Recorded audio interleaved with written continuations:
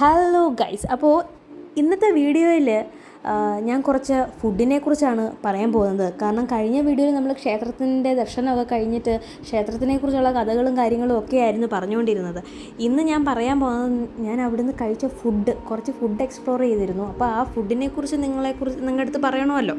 അപ്പം ക്ഷേത്ര ദർശനമൊക്കെ കഴിഞ്ഞിട്ട് ഇങ്ങനെ വന്നപ്പോൾ രണ്ട് ആൻറ്റിമാർ അവരുടെ വീടിന് മുന്നിൽ കുറച്ച് പലഹാരങ്ങളൊക്കെ വിൽക്കുന്നത് കണ്ടു. കുഴക്കട്ടയും പിന്നെ സുണ്ടൽ, പിന്നെ മറ്റേ പുളിയുള്ള റൈസ്, റൈസ് അങ്ങോട്ട് പേര് കിട്ടുന്നില്ല, മറ്റേ ടർമറിക് റൈസ് ഉണ്ടല്ലോ, പുളി വെച്ചിട്ടുണ്ടാക്കിയേക്കുന്ന ആ റൈസ്. അപ്പോൾ അതൊക്കെ വാങ്ങിച്ചു, കുഴക്കട്ടയൊക്കെ വാങ്ങിച്ചു, കഴിച്ചു കേട്ടോ. നല്ല വീട്ടിലുണ്ടാക്കിയ നല്ല ടേസ്റ്റുള്ള ഫുഡായിരുന്നു.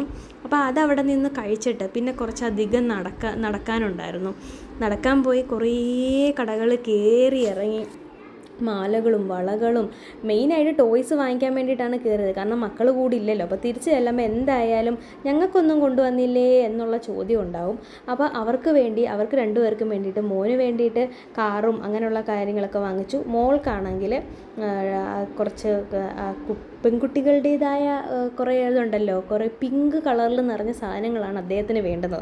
അങ്ങനെ കുറച്ച് ഐറ്റംസ് ഒക്കെ വാങ്ങി. അതിനുശേഷം കുറേ മാലകളും വളകളും ഒക്കെ ഉണ്ടായിരുന്നു കേട്ടോ. അപ്പോൾ അതിനകത്തുനിന്ന് 1-2 മാലയും വളയും ഒക്കെ എനിക്കല്ല, മോൾക്ക് വേണ്ടിയിട്ട് വാങ്ങി.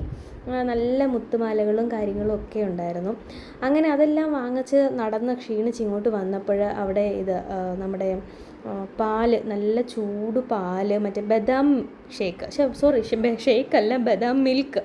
അപ്പോൾ അത് വാങ്ങിച്ചു. അത് നല്ല രുചിയുണ്ടായിരുന്നു. അത് ഊതി കുറച്ച് നേരം അതൊക്കെ കുടിച്ച് കുറച്ച് നേരം അവിടെ ഇരുന്ന് കാഴ്ചകളൊക്കെ കണ്ട്, നമ്മൾ നടന്നതല്ലേ അപ്പോൾ റെസ്റ്റൊക്കെ എടുത്ത് അവിടെ ഈ ഭാഗത്ത് ഞാൻ കുറച്ച് നേരം ഇരുന്ന് കഴിഞ്ഞിട്ട് പിന്നീട് വീണ്ടും അവിടെ എല്ലാം കടകളുണ്ട്. അപ്പോൾ എൻ്റെ ഉള്ളിൽ ഇങ്ങനെ കടകളിലോട്ട് ചാടി കയറാനുള്ള ഒരു ടെൻഡൻസി ആയിരുന്നു. അങ്ങനെ നിന്നപ്പോഴാണ്, ഇതാണ് പാൽക്കോവ എന്ന് പറയും. ഇത് മധുരം, നമ്മുടെ പാല് കാച്ചി കുറുക്കിയെടുത്ത സാധനമാണ്. അതിനകത്ത് 2 തരത്തിലിരിക്കുന്നത്, വെള്ള കളറിൽ ഇരിക്കുന്നത് പഞ്ചസാര ചേർത്തതും, ഇപ്പം ഞാൻ ഈ തൊട്ട് കാണിക്കുന്നത് അത് നാട്ടു ശർക്കര എന്നാണ് പറഞ്ഞത്.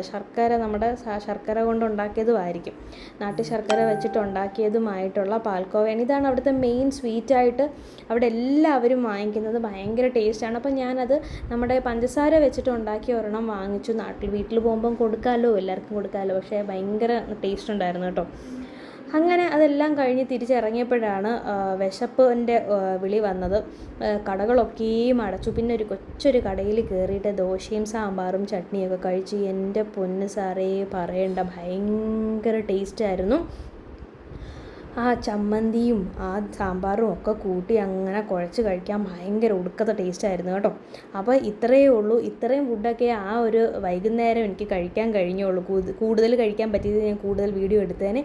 അപ്പോൾ ഇത്രയേ ഉള്ളൂ. വീഡിയോ എല്ലാവർക്കും ഇഷ്ടമായെന്ന് കരുതുന്നു. അപ്പോൾ എല്ലാവരും like, share and subscribe. Tata, by.